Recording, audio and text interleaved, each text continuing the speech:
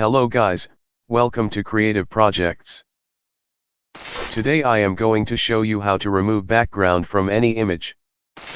First of all, select this object selection tool, and select the place where your character or object is located like this.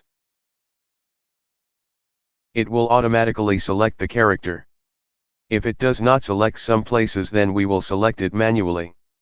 For manual selection, select Quick Selection tool, and select those places which is not selected.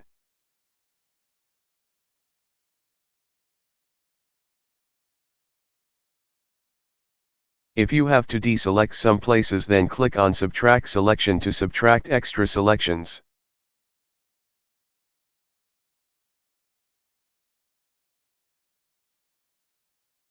After completing the selection, open the Layers panel and select that layer in which you have selected the character.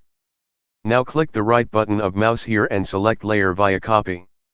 Now hide this background layer. As you can see, the background is removed. That's it.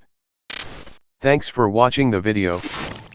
If you enjoy this video, then like the video and subscribe my channel for short, quick and easy tutorials.